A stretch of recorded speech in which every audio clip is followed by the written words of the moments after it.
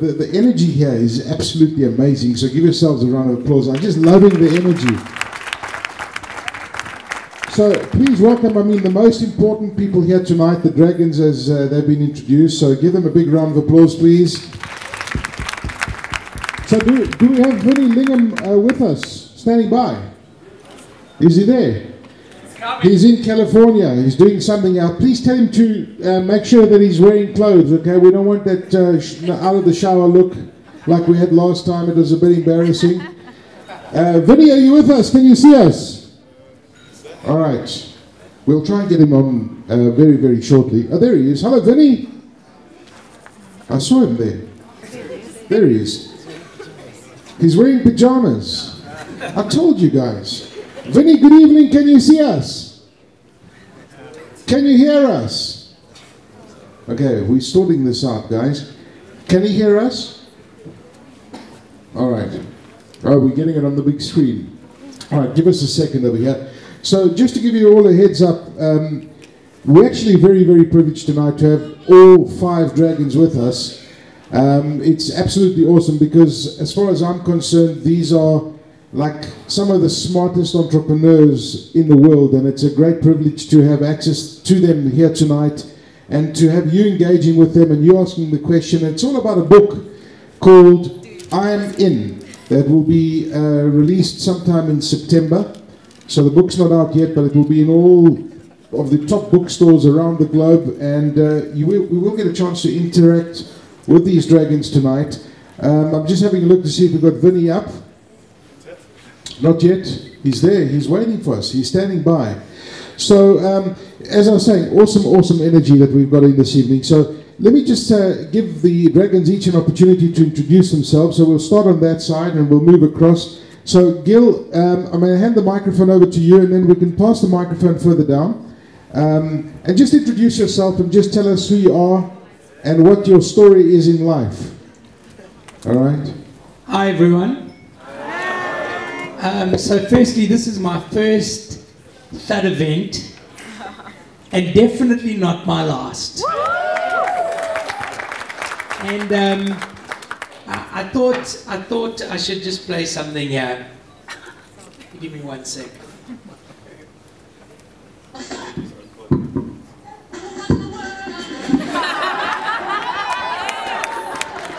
I love Steve.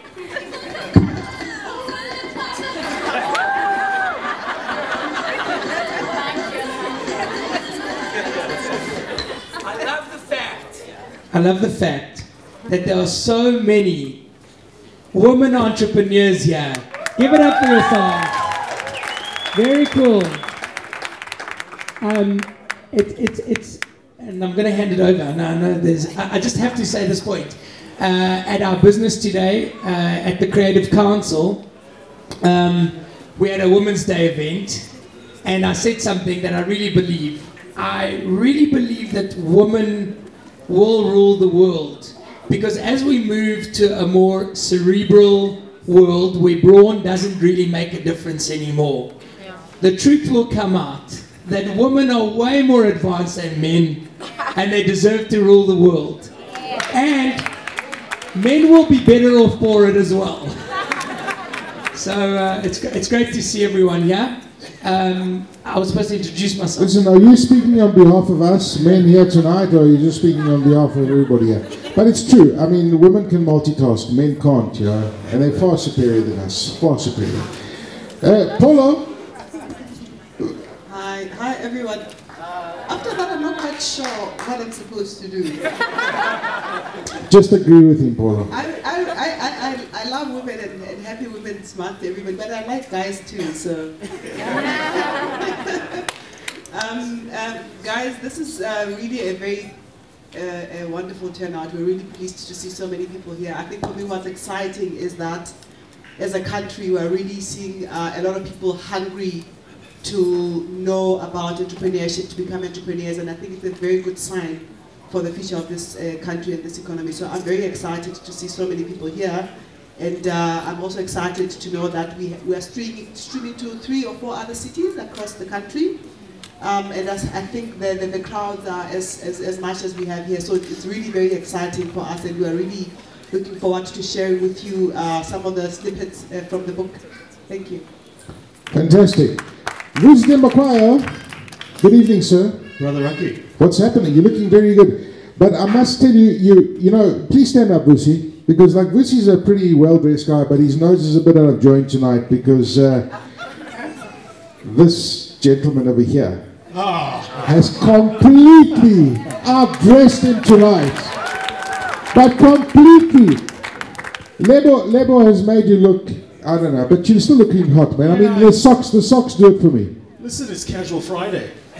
Lebo didn't get the memo. This is not... Listen, let me explain something to do. There is never a Casual Friday in Mabone. So, yeah, thank you for the interruption, Rocky. Hi, guys. My name is Vusi. Privileged to have been on the show with these amazing, incredible entrepreneurs. I'm hoping today to share some ideas and get a sense of what's going on in some of your minds. And I just share full of sentiments around the energy in this room. It's absolutely electric. And I suppose the challenge we face in this country is turning that energy into kinetic energy so that we all do things that are actually going to change this country. And I'm hoping in the exchange today we'll share some ideas around how to do that. And I'm going to give over now to the shorter, less good-looking version of me, Lebo. Vusi, thank you very much for that introduction. I appreciate it. Guys, it's good to see you again. I think I've been here before. Pulu, we've been here before, right? For that other session, it was amazing. And today I came because I thought this was very, very important. I was supposed to be playing golf in Durban today, and with Sekela Kamiso, and I think because I thought this is very, very important, I decided, no, I'm definitely coming here, because I think it's about time to share some more ideas with you guys. So my name is Lebo Kumuluza. I'm from New Brighton. I don't have much of a speech to say, but all I say is that tonight for me was extremely important, because it's very important that we share ideas with you guys and continue to mentor you guys. Thank you so much. Awesome stuff. Thanks very much, Lebo. And you can see him on the screen at the back. He was doing his stretching exercises. He's wearing his pajamas because it's like early morning where he is at the moment on the west coast of the USA. Vinnie Lingham, how you doing? Can you guys hear me? Yes! Cool. So Vinnie, tell us a bit about you. Yeah, I'm obviously born in East London, of all places. It's Slummies. Are you from East London in the crowd? Yes! Yeah, there's a few people here saying hi to you. Yeah, I went to UCT, went to Melbourne for a couple of years, left USA 7-8 years ago, and serial entrepreneur, built a couple of companies, and I thought I can put us here. Fantastic. It's lovely to have you with us. Thank you very much. So Vinnie will be here. So you know what? This is a very much an interactive session, okay? So when you have a question, you want to shout out something, you want to find out something about the book, you just raise your hands and ask the question, okay? But I mean, let's just go back to basics, guys. Entrepreneurship, this is what it's about tonight, okay? I mean, you've seen the pictures, you've picked up the energy tonight. Is everybody an entrepreneur? And is an entrepreneur, can you just call yourself an entrepreneur? What in your definition, according to your book, defines an entrepreneur? Because I've met a lot of people who think they're entrepreneurs, but they're actually not entrepreneurs. Vusi, you want to take this one? Who wants to take a shot at this one? Way too hard for me, so I'll give you to pull. Okay. Okay. Yes, I know. You do this to me all the time, but anyway.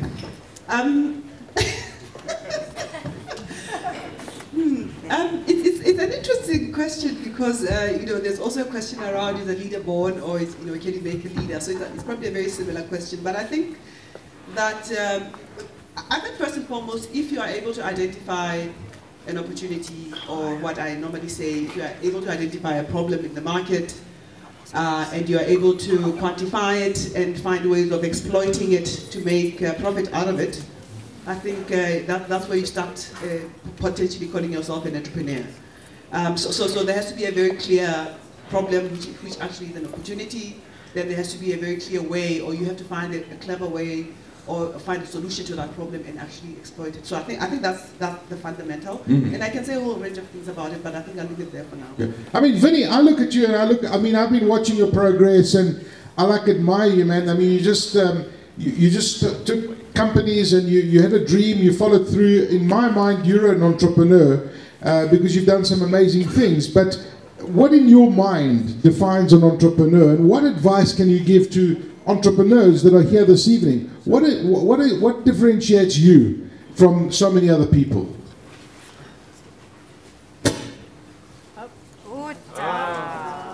All right, we're battling to hear you there. We don't have sound coming through.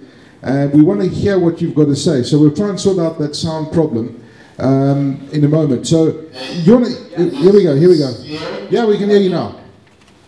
Cool. So here's the thing. I will ask myself the same question, and obviously I've worked with hundreds of amazing people in South Africa and the USA when it comes to building companies. And there's two things. The entrepreneur is the person with the seed, the idea, the seed market opportunity. But then you've got to go, convince people to join you in that cause and build real businesses around that. It's different. People can be entrepreneurs and they can be entrepreneurial.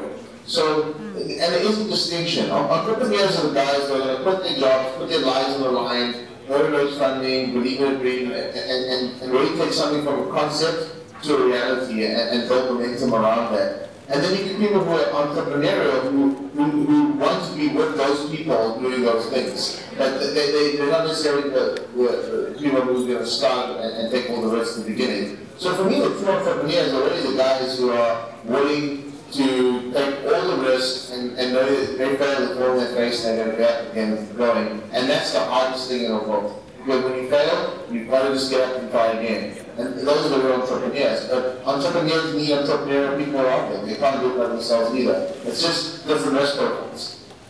All right, interesting stuff. And for those of you, I mean, if you look up Vinny's last company called Gift that he sold, it's this online company that does, digital merchandising and selling of vouchers online and a whole lot of other complicated things. But his company was just sold for a lot of money, hey? Like $50 million US. 54 million. So just can you throw some dollars from there, virtual dollars, into the audience, Vinny? Just a few, that's all. I mean, so entrepreneurship, Gil? It's quite funny. If you go to LA, if you go to any restaurant or anything at all, people who serve you, waiters, you ask them, so, what do you do? And they're like, I'm an actor. But yet they're serving you food. And I always think about that. The same thing applies to entrepreneurship. A lot of people think they're entrepreneurs. But at the end of the day, you've got to actually go beyond just an idea. You've got to take the plunge. And I actually met some guys who have taken the plunge. They're in their early days of entrepreneurship. And that makes all the difference. If you're willing to take the risk, really go beyond that. I've got a big idea, I'm going to do this one day. One day, it's either today or not at all. If you're willing to take that risk, then you're an entrepreneur. And you don't have to have made a lot of money to consider yourself an entrepreneur because, hey, we've all been through ups and downs. And the one thing you're guaranteed of if you're in entrepreneurship long enough is failure. You're definitely going to fail. So just accept that. It's coming. Okay? It's like if you've fallen up for the first time, you're going to get your heart broken. It's one of those things. Okay? The question is, the difference between entrepreneurs and non-entrepreneurs is one falls down and goes back into corporate. Another one falls down, dusts themselves off, and carries on going. That's the definition of an entrepreneur. Nice.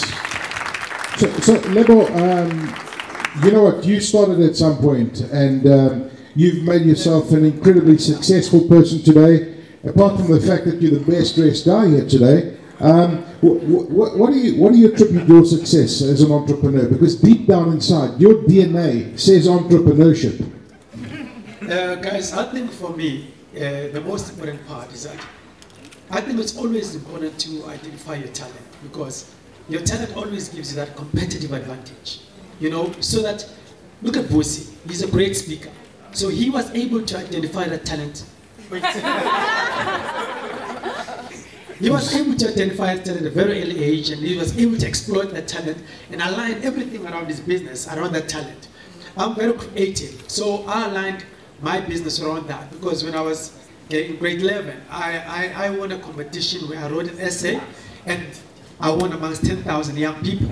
So it told me that I'm creative. So I think firstly you must be able to align yourself with your talent. That gives you the strength. Know who you are and what your capabilities exactly my point. Then the second part is that I think you must appreciate that there will always be risk. Just like Gil has always said, that you know, you must remember that you are going to uncharted territories. So you are bound to be either the first and you're going to get hit very hard, but once you learn in that process, you'll teach the ones behind you. You'll be wiser than the ones behind you. So every time I failed, I did not have an issue, because every time I failed, I was wiser than before. And as a result, I was better than before. So I always say to people, I've failed so many times that failure is now tired of me. That's nice. I'm literally not, I mean, Jozi and I have done tons of events together. Thank you. And you know what, I must tell you something. Whenever I am at an event and I'm emceeing an event and I've got to introduce this man, it's such a privilege, because this man inspires people.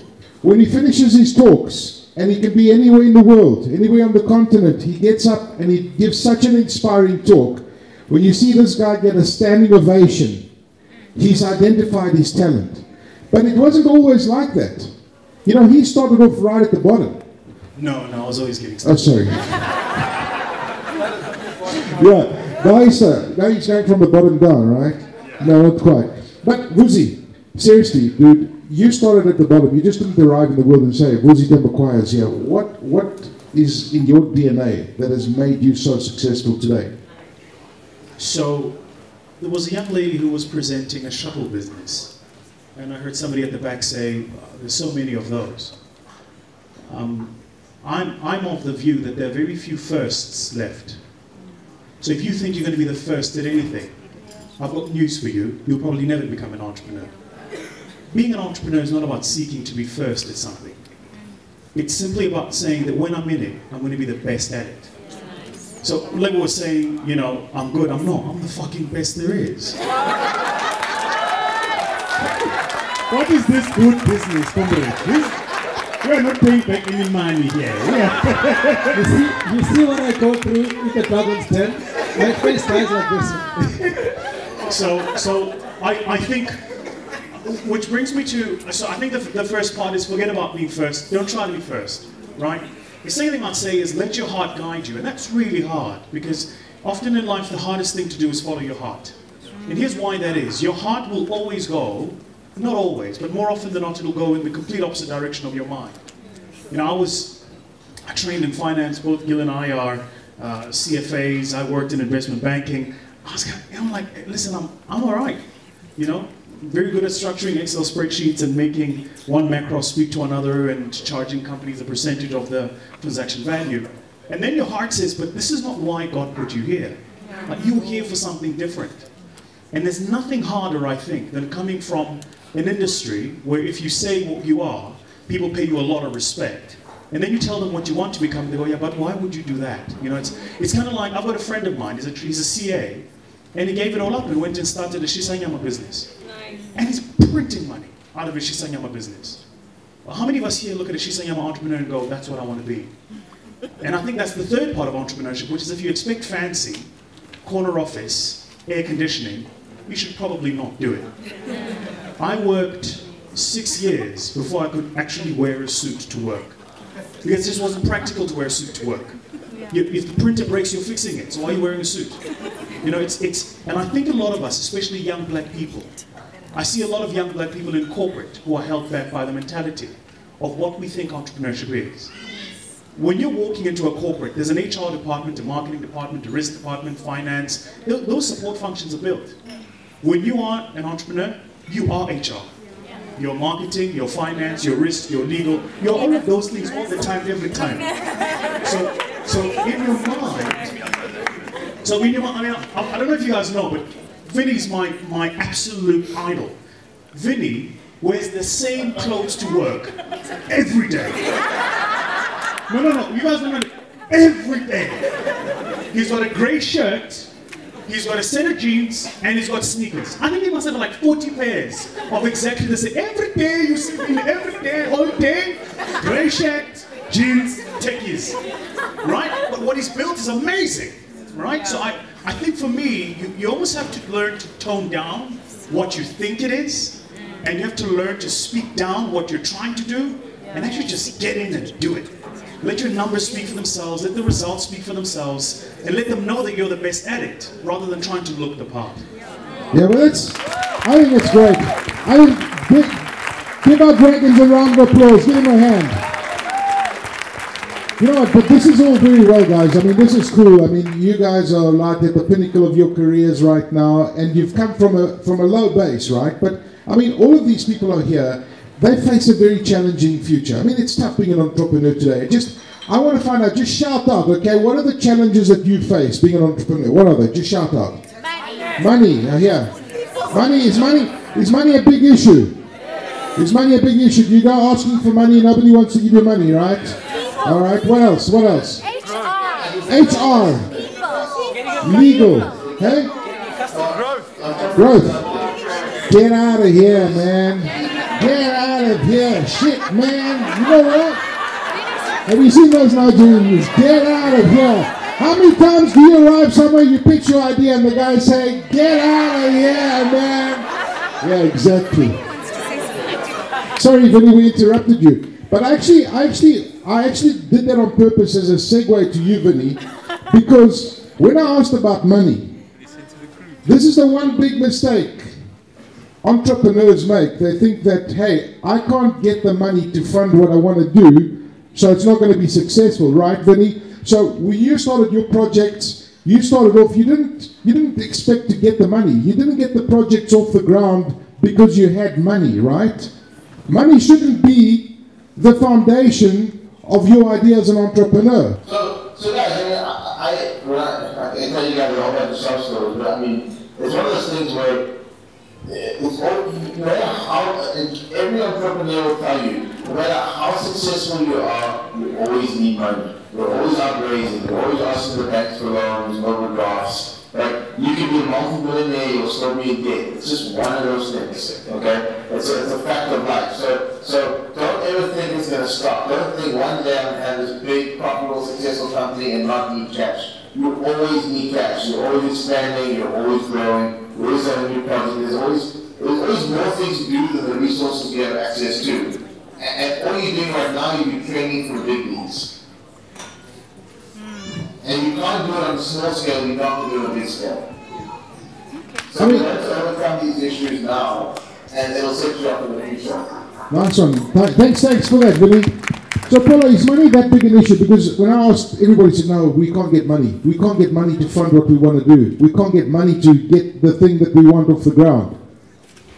I was actually very worried when I heard so many cries about funding, because I think we... See, they've been watching the parliamentary channel too much. Oh, that's the problem. This is the problem. Bring back the money.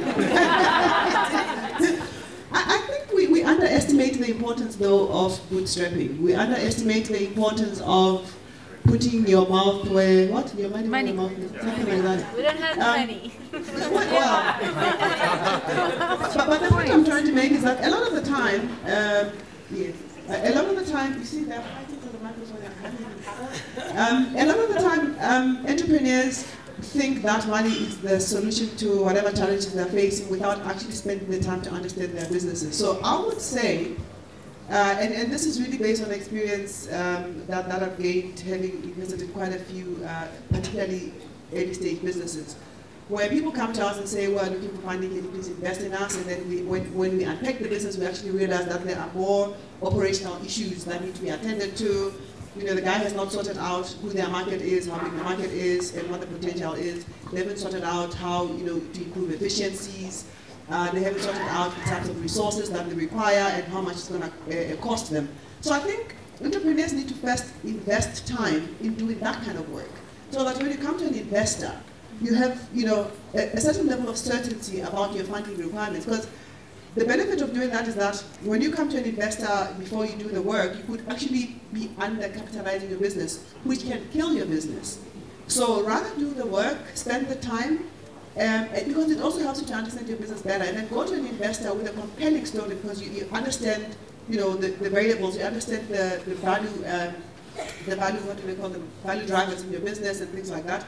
So firstly, when you come to an investor, you sound convincing because you've spent the time, you've invested the time understanding your business, but also you're actually asking for the right type of capital.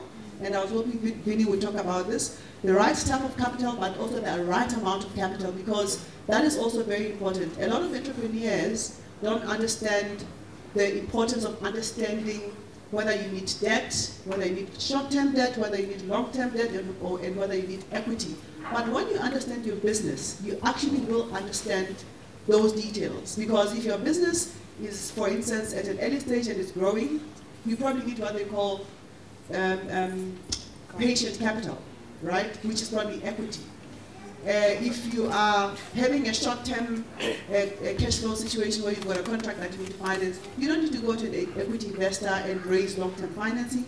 You can just go to somebody who's got cash to give you a 3 months, 6 months, or 9 months, bridging facility. So spending the time.